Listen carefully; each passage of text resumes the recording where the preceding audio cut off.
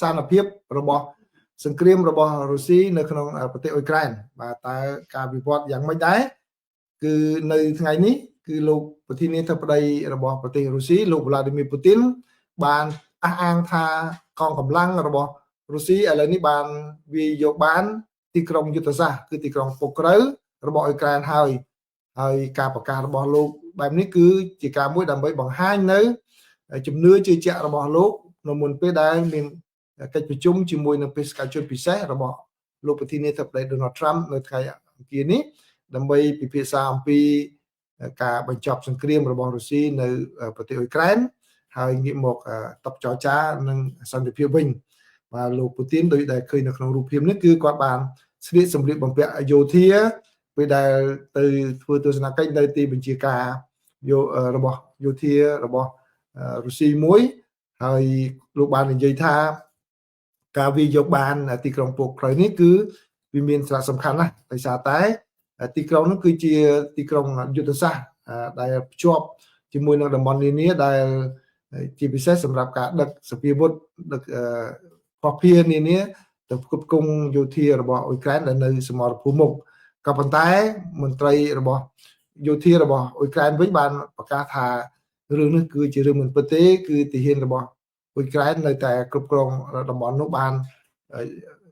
មួយចំនួននៅឡើយគឺជាពិសេសនៅផ្នែកខាងជើងរបស់ទីក្រុងបាទហើយដោយឡែកលោក Zelensky វិញក្នុងគណៈពេលដែលលោកធ្វើទស្សនកិច្ចនៅប្រទេសបារាំងនោះលោកបាននិយាយថាគឺជាការពិតមែនគឺរុស្ស៊ីបានរលវាសម្រុកទៅមុខបានច្រើនហើយក៏ប៉ុន្តែខាងអ៊ុយក្រែននោះក៏បានទប់ស្កាត់មួយចំនួនដែរគឺมันអាចនឹងទៅទាំងស្រួលនោះទេគឺលោកបានបញ្ជាក់ថាគ្មានប្រតិបត្តិការណាមួយរបស់ខាងរុស្ស៊ីនោះ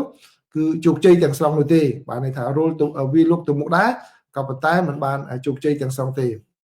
បាទហើយទីក្រុងពុក្រៅនោះគេបានជម្រាបជូនប្រមាណ show ក្នុងពេលកន្លងមកហើយគឺរុស្ស៊ីចំណាយពេលជាង1ឆ្នាំទៅហើយដើម្បីវាយកទីក្រុងនេះឲ្យបានអញ្ចឹងបានន័យហើយបានន័យថាការប្រយុទ្ធនឹងខ្លាំងក្លាណាស់ហើយខាងរុស្ស៊ីនោះគឺក៏ខាតបង់កងទ័ពយ៉ាងច្រើនដែរនៅក្នុងកិច្ចខិតខំប្រឹងប្រែងដើម្បីយកទីក្រុងនេះហើយអ្នកសរសេរ blog យោធានិងអ្នកវិភាគរបស់អ៊ុយក្រែនក៏បានទទួលស្គាល់ថាគឺឥឡូវនេះគឺយោធារបស់រុស្ស៊ីបានកាន់កាប់ភាគច្រើនបាទកាន់កាប់ភាគច្រើននៃទីក្រុងពុក្រៅក៏ប៉ុន្តែគឺមិនទាន់បានទាំងស្រុងទេនេះបើតាមអ្នកវិភាគហើយនិងអ្នកសរសេរ blog យោធាណាបាទគឺពីព្រោះអីនៅក្នុងការប្រយុទ្ធពេលដែលវាយកបានចំណុចណាមួយគឺមិនប្រកាសថាឈរជើងបានជាប់នោះទេអាចនឹងមានការវិបកដើម្បីយកមកវិញដែរ